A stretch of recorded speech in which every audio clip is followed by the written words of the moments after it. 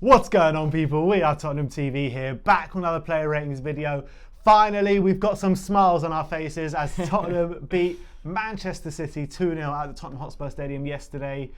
Oh, mate, what did you make out of that? What a game. It was so good. Obviously, I was live streaming it here, and I couldn't believe it. The first half, City were probably the better team, and then towards the end... Probably is an understatement. I mean, they were. Towards the end of the second half, it was different as well. But that period from the start of the second half, we were fantastic. We were, and it was kind of, it was a similar game plan to what it was against Liverpool, kind of to keep it tight at the back and then pump them for the last 20 minutes, and that's exactly what we did. Obviously, Man City came close to scoring a lot of times, but here's a stat for you, 44 shots for Man City against Spurs in the last 2 games, only 2 goals, and we've had 5 shots on target and 4 goals. I love that, to be fair. And sometimes I prefer that because it winds the opposition fans even more. So for me, I don't mind as long as we win. And we got 4 points out of that, so I'm happy. All right, well, let's get straight into the player ratings. Let's start off with captain Hugo Lloris. We give him a 9. Absolutely sensational. Obviously saving the penalty, and I heard he made 9 saves throughout the whole game. 100%. He was so good. He put his heart on the line for the penalty. Obviously, after the penalty, trying to get to the ball as well. You could tell it meant a lot to him, and I think as a leader in the team, it's what you want to see. A 9's definitely worthy. Exactly. You saw him put Raheem Sterling back in his place. No, just absolutely sensational. Yeah. I thought he did well from corners. I thought he dealt with everything that was kind of thrown at him, and just an absolutely sensational display from Hugo. And that is what we love to see from our captain. Does that performance kind of seal his spot above Gazzaniga? Because a lot of fans were saying Gazzaniga could be better than Lloris. I was sort of contemplating it as well. Like, he's been out for so long, Lloris. Like, maybe keep Gazzaniga in for 1 more game just to prove that he's still a great goalkeeper and to prove the trust in him. But since he's been back, obviously he's had some decent games, and yesterday's solidified it for me. He's the number 1 keeper. Yeah.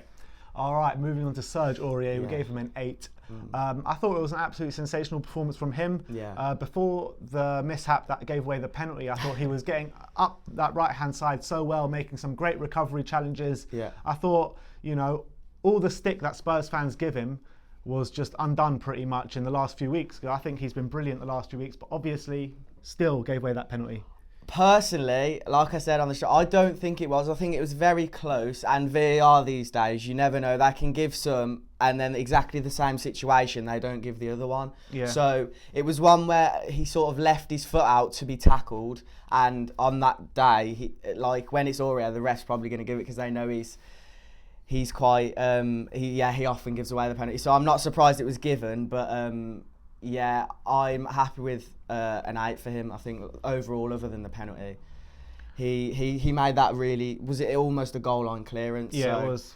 So I think he did well overall, and the penalty was unfortunate. But back on the penalty, I think it was a penalty. I think that he got the man and then he got the ball kind of thing. It was a close one, but it's the thing because VAR is so indecisive and so inconsistent. It took like 6 minutes. There could have been like 2 goals before the ref. The game carried on, and literally we forgot about it. We'd forgot about the incident altogether. But But when that tackle first challenged, everyone in the stadium was like, ooh, because you knew it was something. And then Mike Dean just goes, oh, he got the ball, and then waved it off. And then 6 minutes later, he's pointing to the spot. It's ridiculous. VAR really needs to have a look at what's going on there because it's just a joke at the moment. Not a fan. It really is. It really is. Anyway, moving on to Toby Alderweireld, we gave him an 8. I thought he dealt with everything that came his way. There was a goal line clearance in there as well, and just a very, very dominant display from Toby. 100%. And like I was saying with Lloris, he had that passion. When he saved that goal line clearance and then it got skied, I saw him just like screaming like, yes, and that's what you love to see.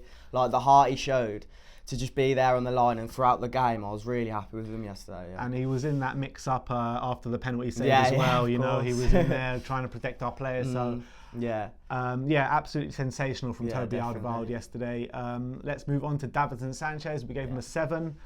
He had 2 mishaps yesterday in the game. I think 2 misplaced passes that were very, very dodgy. But apart from that, I actually felt he had a good game. Yeah, he was solid, but other than those 2 chances, and it's hard to say that because like when you make those two chances that were as bad as they were, they could have capitalised City, and they were this close to. So it is unfortunate that he made that, and he got lucky. Let's be honest, he got lucky. So other than that, he did all right. But, so like obviously, like you said, like usually against City, if you make an error like that, it leads in a goal. We were just lucky on the day that it really didn't. was. It just was. Yeah. But yeah, let's move on to Japhet Tanganga. We gave him a 9. Yeah. Absolutely sensational from the young lad. I thought he had Mahrez in his pocket pretty much the whole game. I think Mahrez only got past him once throughout the whole game.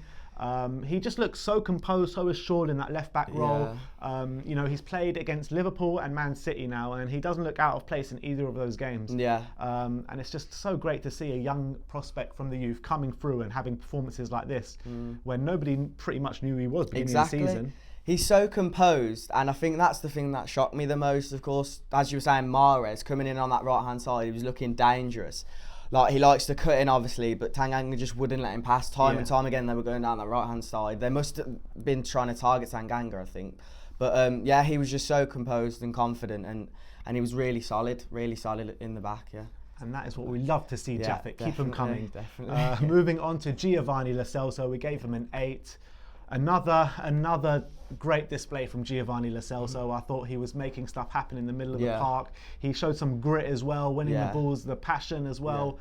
What did you make out of Gio's performance? Yeah, I think his highlight for me was that chip over the top. I think it led to the play of the first goal. And it just showed he's really confident at the moment. I think that's showing over the last few games, of course. And I was happy. I think that's a fair rating. Gio, he's just getting better and better, isn't he? And just that middle of the park, that suits him so well. You know? 100%. He's like a bit of like Eriksen and Modric mixed together. You know what I mean? And just quickly before we move on, I feel like I'm glad that after he signed the long-term contract, he hasn't sort of frozen and thought, right, I'm safe now. On, hasn't he? He's carrying on. So I'm happy with that as well. I'm glad he's carried on, All right, moving on to Harry Winks. We gave him a 9. Best performance of the season, hands down. Literally. He showed Jose Mourinho why he picked him. All action display. Wore his heart on his sleeve. Absolute pure passion from Harry Winks. Getting stuck in with those sliding tackles and then making the play tick with his nice little passes.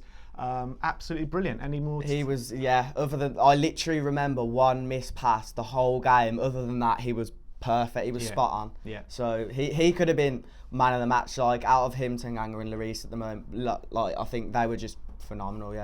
Really good. And as well, a lot of fans kind of digging into Harry Winks this season for not being consistent enough. If he could put performances like that in every week, we don't need another central midfielder. No. Obviously, he's had some injuries here and there as well, which are frustrating, but he really showed he can be a part of this team for the long term, I think. In front of Mourinho especially, which is good to see. So. Moving on to Del Boy Dele Alli, we gave him a 6. I thought he was running full of energy, just lacking in quality a bit. Should have got Sterling sent off without 15 minutes gone, wasn't it? That was a terrible challenge. Studs up on his ankle and his leg. But what did you make out of Dele's performance? Yeah, I'm not sure if that affected him or not, but it was a bit of a so-so performance. He worked hard, but it just wasn't his day. It just wasn't his day yesterday. I mean, things weren't coming off for him, but what we love to see about Dele is the passion and the attitude, and I think that he showed that against Man City, and I think he non-stop running throughout the whole game, really. Yeah, definitely. Moving on to Heung-min Son, we gave him a 7. I felt Heung-min Son in the first half was very, very quiet, failed to take on his man, but second half he moved over to the right-hand side from the left-hand side, and I felt we benefited from it big time. I don't think City were expecting that, and obviously he gets that deflected goal which puts us 2-0 up and wins us the game. Yeah, it was a great goal. It was a slight defection, to be fair to him. But I think he hasn't been in the last few games. I think he can hide it in parts of the game, but as long as he's scoring, I guess you can be happy. And sooner rather than later, he's going to be playing well and scoring, which is obviously better for the squad. So, do you feel that he should be playing up top instead of out on the wing with Kane out and Lucas? I think that could be a good option. We saw it last year and that worked. But it's down to Mourinho. I trust in Mourinho. So, all right, trust in Jose. You heard it first. Moving on to Steven Bergwijn. We gave him an 8. Apart from his goal, which was absolutely sensational, debut goal, I thought in the first half he showed some little moments where where, you know, some positivity there, making challenges. You saw his big physique. A few times he was attacking the defence, but it was hard for him because in the first half, most of the play was played in our half, wasn't it? I think the first half he was really quiet, but it's his first game, of course, and for me, it was just a perfect debut. Although he didn't have the best overall game, like I said, to chest it on that, and there were lots of slight like moments, and obviously the goal. Oh, the goal was absolutely insane. You know, took it down on his chest, volleyed it into the corner. So are we thinking about any chance at the moment? Have you got any chance going yesterday? Yeah, there was Stephen Bergwijn. I like that. Okay, yeah, that was good. We had Stevie B. He's our number 23, like the Ericsson champion in the stream yesterday. Yeah. So we'll see. We'll see which one it comes out with. But yeah, buzzing. Yeah, so obviously he went off in the second half quite early with cramp. Luckily, it wasn't anything more than that. And as he walked around the pitch, he was getting a massive ovation from the fans. You know now, all our signings that we signed so far, Bergwijn, Lo Celso, Ndombele and Ryan Sessegnon all scored on their debut. First starts. Sessegnon against Bayern Munich. Lo Celso against, I think, away to Red Star Belgrade. Bergwijn yesterday against City, and who was like Tanguy Ndombele against Aston Villa. That's not a bad stat, is it? That's not a bad stat at all. If anyone says our recruitment is poor, think again. But anyway, let's move on to last but not least, Lucas Moura. We gave him a 7.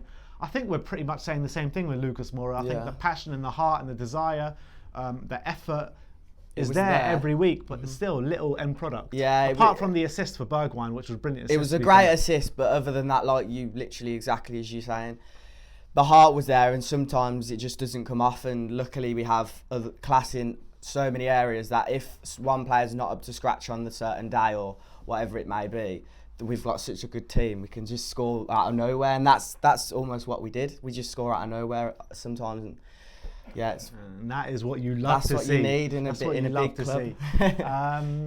All right, so moving on to Jose Mourinho.